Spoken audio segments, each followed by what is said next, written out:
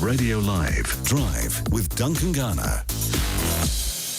All right, just gone 29 minutes after 3 o'clock. I'm Duncan Garner. It is great to have your company. Don't forget my lines are always open, 0800 844 747. The next couple of weeks we're on our regional roadshow, Garner's Grassroots Road Trip. That's what we're calling it.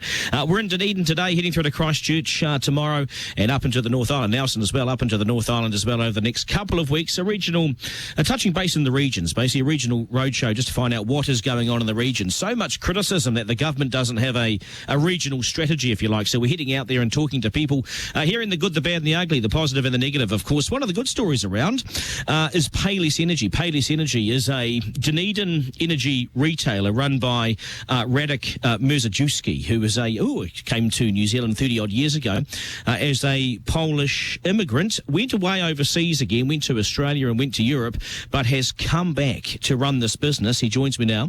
Why did you return to Dunedin? I think one of the key things for me is to, give something back to Dunedin. I mean, Dunedin is a place where I grew up. I went to Otago Boys here. I went to University of Otago.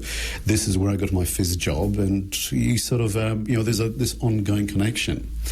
And I guess my story is very typical of all my, friends and colleagues. We've been here, and then life happens and we all go on the big OE. And do you feel good about Dunedin? Do you feel like it's growing? Do you feel like it's depressed? Do you feel like things are good here? What's your reaction to it all? I think it's a mixed feeling. A mixed feeling in terms of, yes, it's excellent to come back. It's you sort of reminiscing about your sort of childhood here and your days here. But I think there's also a lot of lost opportunities. And I see that, having spent some time in Aussie, having spent some time in Europe, you see how people capitalise on those opportunities in other countries. What's lost here? What do you mean by lost opportunities here? Well, to give you an example, Dunedin and the whole Otago Peninsula, it's beautiful. Just this weekend, I went on a drive along the sort of the peninsula, the harbour, the views, the air, just the crystal clear image that we have here. It's gorgeous.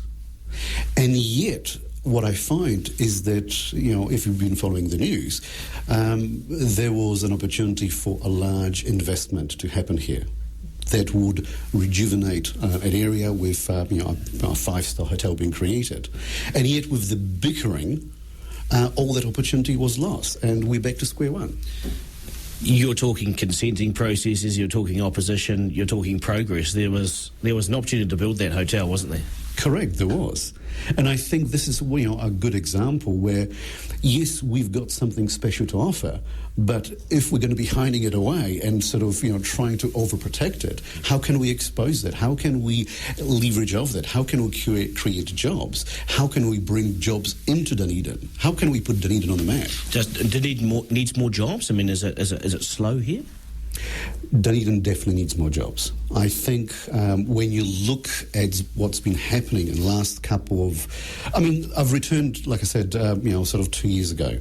In those 2 years, I've seen huge news coverage being given to Invermay. How Invermay has lost jobs, up north. I've seen, DCC talking about giving away maintenance jobs to Christchurch. I've seen Dunedin City, Hospital talking about losing its catering, up to Auckland. So there's this ongoing inertia for jobs being lost, and people. I think there is. Would you like to see more of a regional strategy? You'd like to see more parochial, a more parochial approach from the local council and from some of the institutions around here? Definitely. What I like to see is actually a holistic approach that is more positive in its outlook, that is focusing on the positives.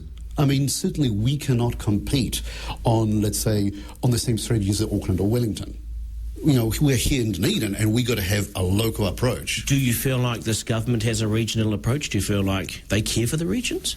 It's a hard question. Like I said, I've been here for 2 years, and in those 2 years, yes, there's been a bit of noise sort of made here and there, but, for me, it's just politics, and, you can make your own mind in terms of what it means. It's noise. You say it's noise. It is noise, yeah. You run a electricity retail company now for the last 5 years. You got 500 customers. How's it going? It's going brilliant. It's absolutely amazing in terms of the support that we received. Just to give you that insight, I mean, we started the company in 2010, spent 3 years on developing the systems and launched the company officially in June 2013. And since that time, we've been picking up a customer per day. And just the local support, the enthusiasm, the support, and the positivity that something like this creates is amazing, and it's a joy to come to work, effectively. Because you're effectively saying to the people of Dunedin, we can give you cheaper power than the big boys in town. Is that what you're telling them? That's what we're telling them. But it's more than that. It's not just about the cheaper power. Because when you think about it from a margin perspective, yes, we're providing cheaper, but it's not a huge saving. We're saving people, maybe, $200, $300, $400, depending who they are and how much of a user they are. But it's on a yearly scale. So on a month-by-month scale, that could be, $20, $30, $40. So it's not big money that we're talking about. But for people that, obviously that where every single dollar counts, it's important. But it's more than that. And let me tell you about that. It's about giving back to the community, because every single dollar that people spend with us stays in the Dunedin community. That bill that people pay supports a local company, supports local jobs. I mean, we're employing local people, right? Can I ask you one final question? Because a lot of people ask me this question, and we talk about this on the radio a lot. Are New Zealanders being overcharged for power by the big guys, by the big companies? Look, I think it's a loaded question, but fundamentally you could say yes. And the reason I say that is because following the deregulation, we have entered into a commercial environment where companies are seeking, obviously, a commercial profit, but also seeking a commercial return on the risk with which they operate. All right, we will leave it there. I appreciate your time. That is Radek Mierzejewski, who runs Payless Energy 500. Hardy souls in Dunedin getting their power cheaper from Payless Energy.